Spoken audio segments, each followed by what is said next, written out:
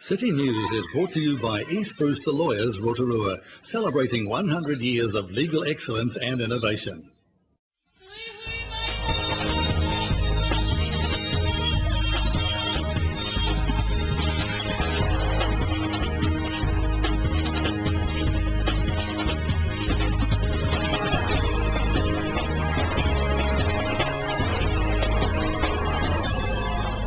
Good evening, Rotorua. Tonight on City News. Rotorua MP Todd McClay says he'll be making a strong case for re-election this September. This year's Youth and Emergency Services program is well underway, and young people will get the chance to train with the All Black Sevens team this week at Mount Maunganui. Rotorua MP Todd McClay has been selected unopposed to stand as the National Party candidate for Rotorua in the September 20 general election. Mr McClay was first elected in 2008 when he stood against former Cabinet Minister Steve Chadwick with a majority of just over 5,000 votes. He says this will be his third election campaign and he'll be making a strong case to continue to be Rotorua's MP. All the time I'm back at home, the electorate away from Wellington, I'm out doing the things I did in my first campaign, which is meeting people, talking to them and listening to them. So that'll continue. Certainly during the course of the year it gets busier, and as we come to the week or two before election day, there's a lot of activity. I think you'll see the parties around the country ramp up. We've seen a few announcements, some good, some not so good, during the course of this year. But look, it's normally the last couple of months where there's the most focus. The Rotorua District Council has reviewed current speed limits on a number of the district's roads and is proposing to cut maximum speed on 4 roads. RDC Roading Manager Peter Dine says the changes are Tarawera Road, Hamorana Road, Otamarai Road and Wharanui Road. Mr Dine says before any changes are made, residents have the opportunity to make submissions on the proposed changes.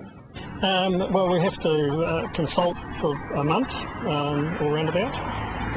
Then submissions, depending on what submissions we get, there may have to be a hearing by council, and following a hearing a decision will be made, and then the change is made. So all of that process could take probably 3 months. So it's not long at all, really? No, not really.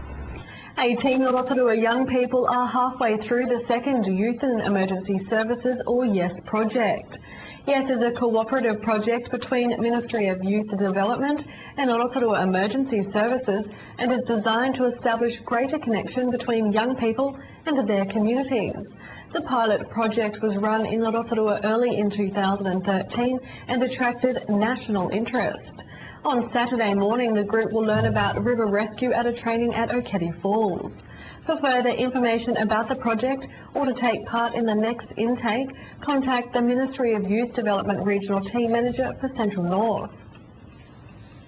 In sport tonight, Kia Magic weathered a strong third quarter before notching a decisive 50-36 win over arch rivals the Northern Mystics in Auckland last night.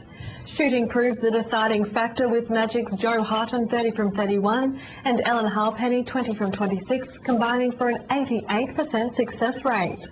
With 9 changes in the off-season, Magic are continuing to build their combinations and team unit, all players making solid contributions in posting a gritty second win for a perfect start to this year's season. Next, the Magic are up against the Southern Steel playing in Hamilton next Monday night.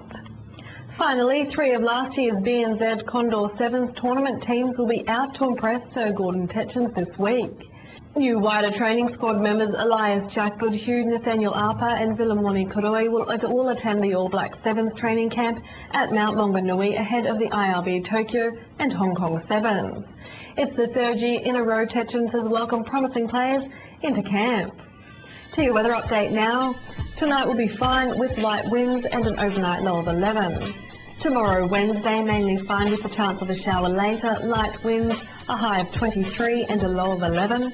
And looking out for Thursday, morning cloud and then fine with light winds, a high of 23 and a low of 10.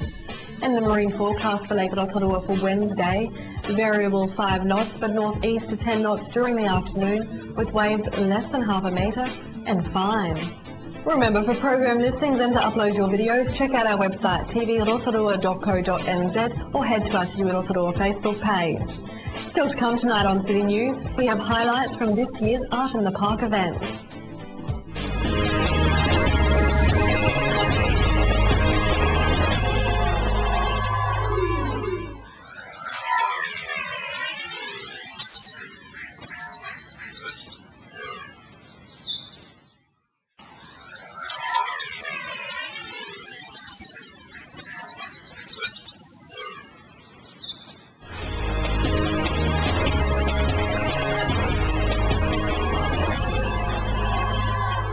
But here in New Zealand, there's lots of different issues and problems that are facing the outer folk of our community. And today we're down at Age Concern, and we're going to try and address a few of those problems.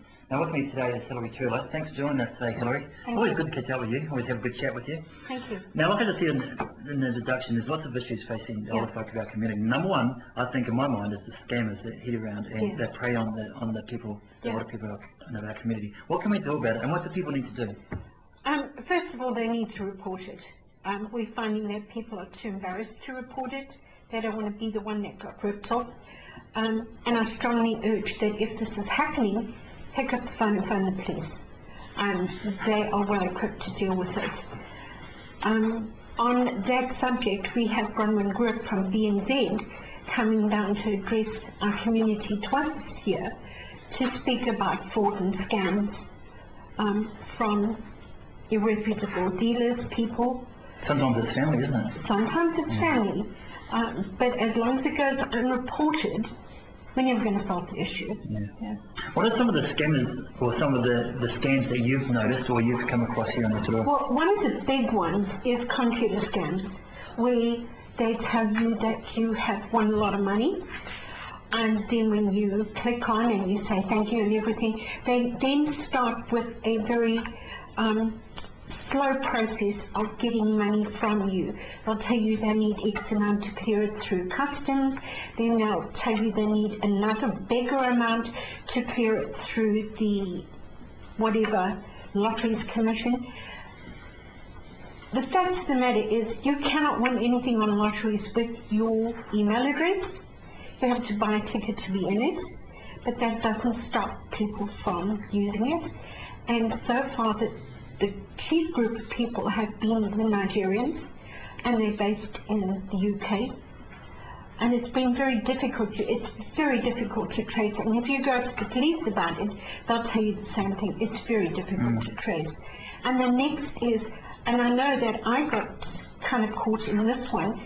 We saw something on TV that I decided, yes, I wanted. So my husband phoned. We wanted to purchase the item, and then we were told, well, we couldn't purchase it, we had to sign up for 12 months. And we had to give them our credit card, and no. Straight away? Yeah, straight away. No, thank you. I just wanted the product, well, you can't buy the product without signing up for 12 months. And that, to me, is very unfair. It's very unfair. And in my books, these people should be shut down. And it's a big group of people in New Zealand that are perpetrating this. And you'll see they'll say, oh, we have this product, they'll never give you a price, and then you phone and then you get hit with this. To me, it's a scam. It's like a subscription fee, yeah, isn't it? Yeah, it's a scam. I don't want anything else. I just wanted that one product, so yeah. Now, just making that a bit more local, I've heard of people going around to other folks' homes and knocking on the door and say, look, we'll cut down your trees, or do your gardens and do your roofs and things like that, and then asking for cash up front. Yeah.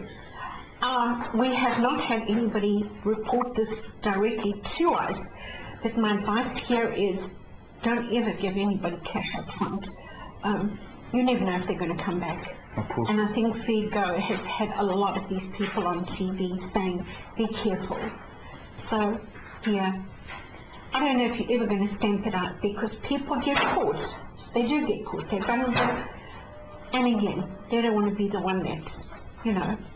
Because there's shame and embarrassment. Yeah, it is. And there are times, should I say, when these kind of things are perpetrated by family members, even though it might be extended family members. It does happen. Not as frequently as wheeler dealers, but it does happen. Coming up shortly is a course for enduring power of attorney. That's right. So what's that about? It's, again, here we find that people don't understand what the enduring power of attorney is all about.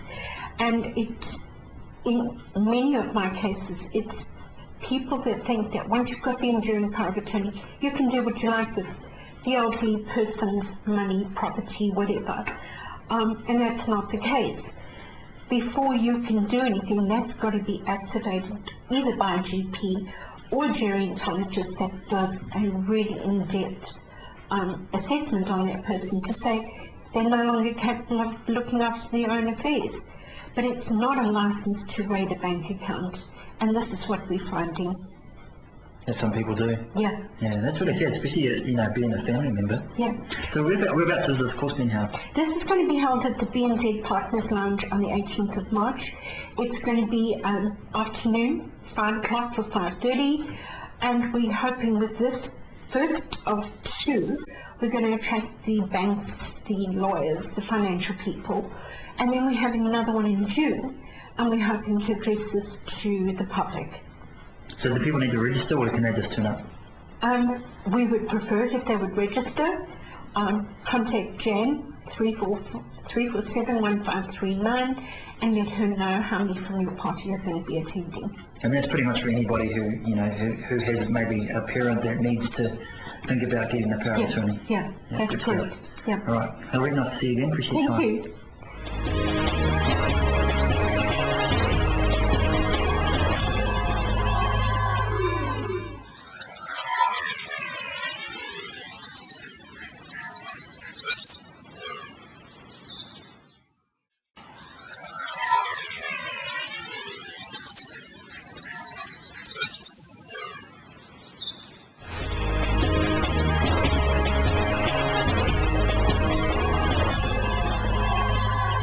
Well, here I am, somewhere different now. Shelley Fisher is the lady next to me from the Salvation Army. I am in the storeroom for the food bank, and it looks pretty full, but this apparently will be out the door in a week's time. Is that right? Yes, it will. Although this stuff that we've got here is from all the amazing donations we had at Christmas time, because our church was broken into, so all the Christmas stuff was stolen, and the community was amazing. We got there was a beast that was slaughtered for us up north and brought down. We had a cheque from Stratford posted to us, so it was Really? all over New Zealand. Wow. And the business community, They and all just got in members of behind. public. We had a little preschooler bring in 2 cans for us. So, you know, it's made a huge difference to us. Well, that's fantastic. Yeah. But this stuff will be gone pretty quickly, so you're going to need kind of an ongoing, loving, generous public, aren't you? Absolutely. We are constantly turning over. We've done 234 parcels as of 2 weeks ago, or clients, sorry, just this year already. So what kind of people are you seeing coming in? Are they just on the benefit, or are there some people that are actually in employment that are struggling as well? No, I have a lot of people in employment actually, because I do budgeting as well.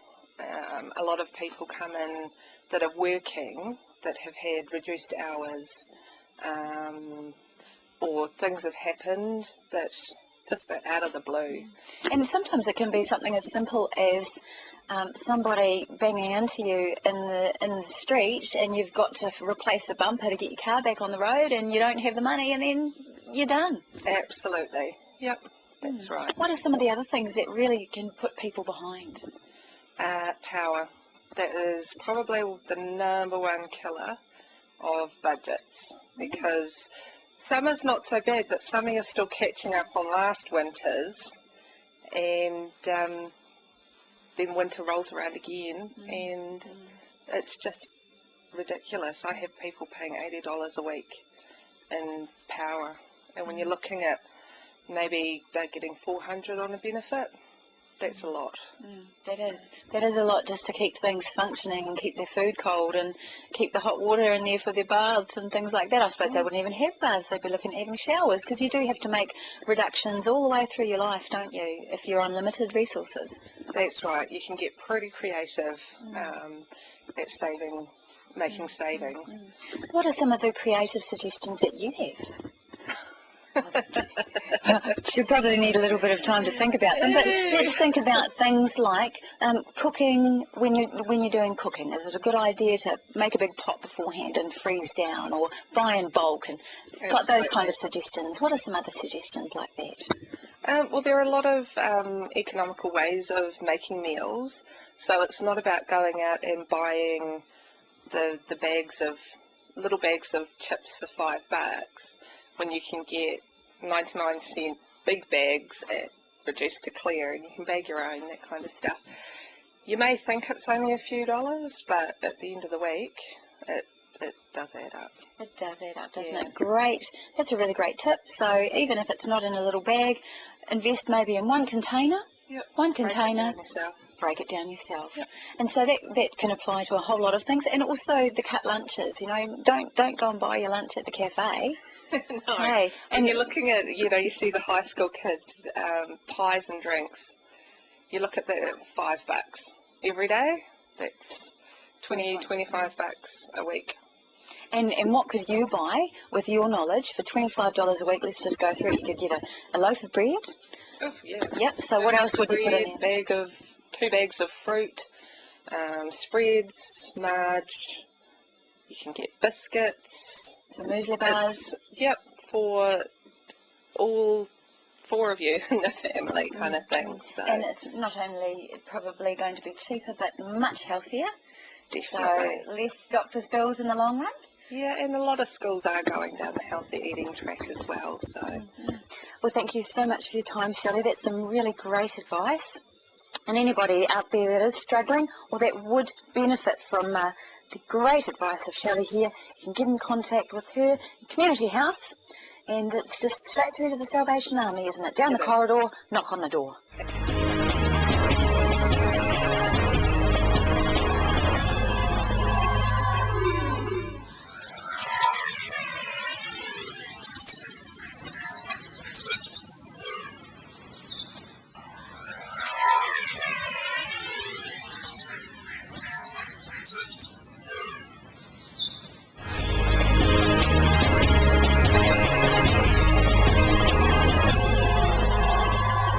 Art in the Park is a Rotorua Arts Village event that has been entertaining locals and showcasing artist work for the last 15 years.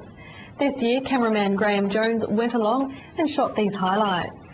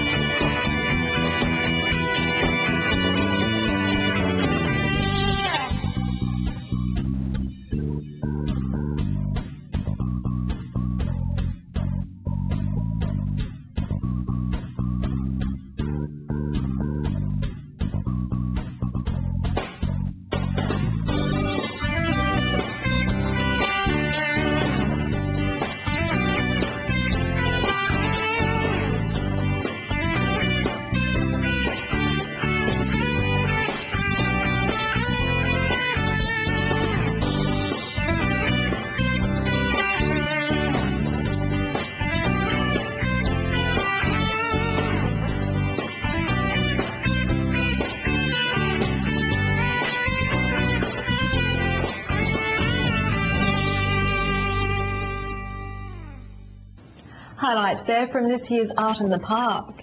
And if you have a news event that we can support, give the team a call on 073488 984 or email news@tv.rotorua.co.nz.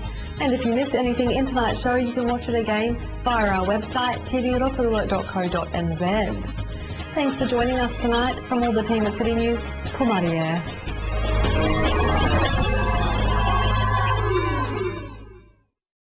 Supporting local content so you can see more of New Zealand on air. City News was brought to you by East Brewster Lawyers, Rotorua, celebrating 100 years of legal excellence and innovation.